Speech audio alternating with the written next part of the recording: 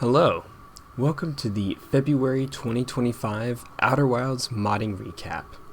I got a lot of positive response from the last video, so I do want to keep this up and try to make it a monthly thing.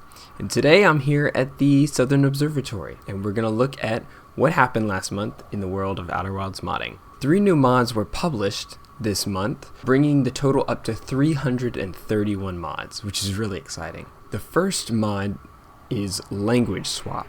Somebody on the Discord server really wanted to teach different languages and wanted to use Outer Wilds, so somebody created a mod that allows you to swap between different languages on the fly. I think it was made in a hurry, just as a quick concept to show that this can be done, and I feel like that would be pretty fun. You could use Outer Wilds, I suppose, to read it in one language and try to translate yourself, and then checking your answer, I guess, by swapping to the other language. So I'm hoping to see that expanded on a little bit, but it'll be interesting to see how many people want to use a tool like that.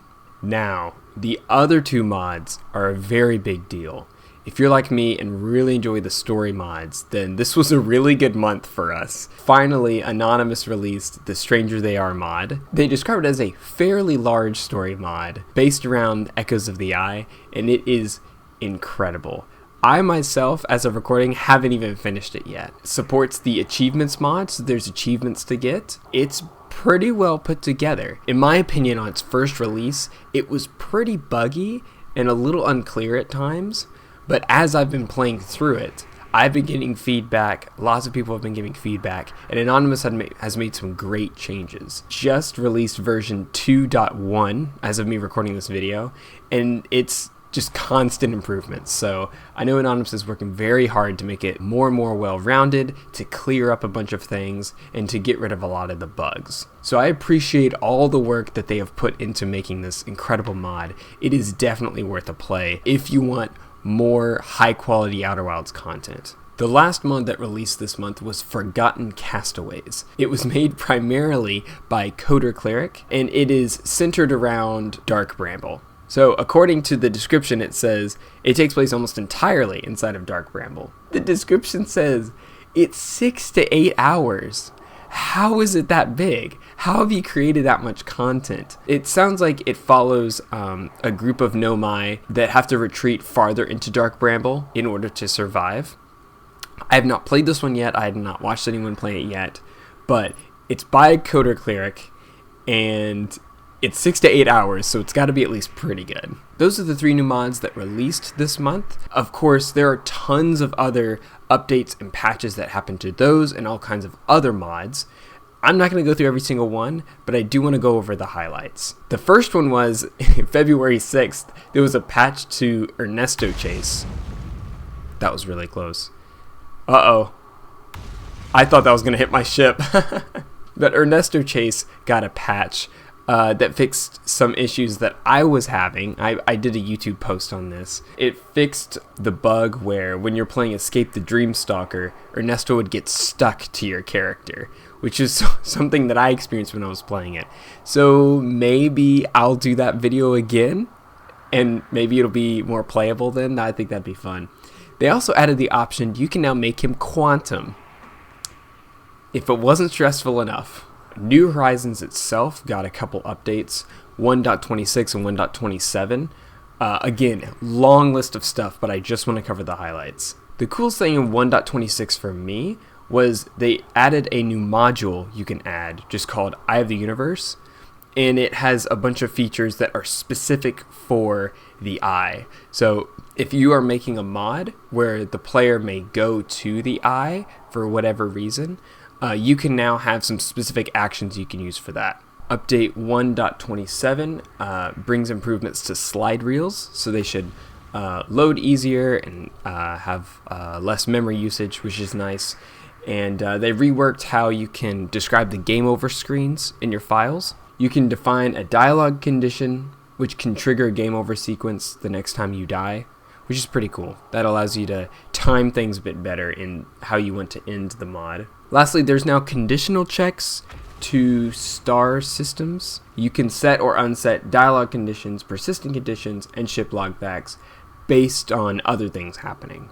So if you have a more complex scenario that the condition system doesn't quite allow for, maybe you can do that now with these changes. Don't fully understand all of these. I'm trying my best to understand them. I do appreciate how thorough these patch notes are, though. That's very helpful.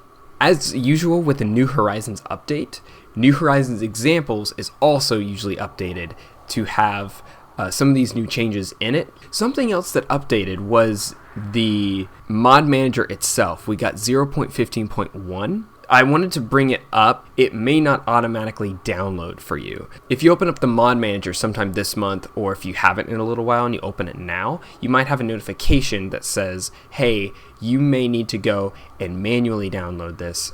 There's an issue with the automatic updater. And to do that, you just go to their website and re-download it and install it again. I did it and it took me 2-3 minutes, so it's not a big hassle, but just keep that in mind. Due to other things that happened this month, which I'll get to in a second, there was also a couple of Quantum Space Buddies updates, which is so great. I have not done that nearly enough on this channel. It's such a great multiplayer mod. One of the big things is they rewrote the HUD that appears on the right side, the list of players that shows what planet they're on. It now works for custom planets. So if you have a custom planet in your story mod or whatever, and there's a ship log sprite for it, it's a dot revealed sprite, that's the exact one. Quantum Space Buddies can now use that and display it on the list to show someone's location, which is awesome. So if you've got a group of friends that you're playing a story mod, you could still see what planet everyone's on if you all get separated. You can also switch a config option that always shows the planet icons. So sometimes when you're playing Outer Wilds in multiplayer, a player will go to an area where it doesn't make sense you know where they are. I think it's associated with the notification that the game can't pinpoint their location. The Quantum Moon, for example. You can flip a setting that makes it so it always shows the planet no matter what, even if logistically in the game it doesn't make sense to know the location. QSB 1.4 didn't add a ton more stuff, but did mention that Quantum Space Buddies has been out for 5 years. So it had its 5th birthday, which is wild. It's crazy to think it's been around that long.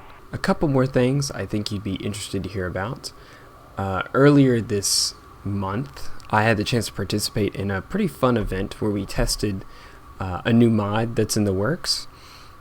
It was conceived by Etherpod and Harper to make Capture the Flag in Quantum Space Buddies.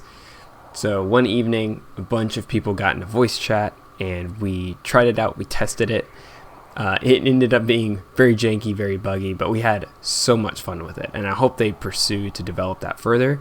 I did record it, and I'm going to release a video on it sometime in the future. The last thing I want to say is this was the best month for this channel by far.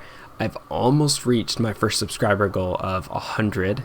So if you want to support the channel and you enjoy these videos, you can subscribe and we can get closer to reaching that goal. And this is by far the month with the most views. I think that's thanks to all the awesome story mods that have come out recently, so I appreciate all the support there. Just like last month, if there's something I missed, let me know down in the comments so you can see if there's anything else cool that happened that I just didn't cover, I didn't notice this month. Whoa! I gotta get out of here. So like and subscribe, and I'll see y'all next month.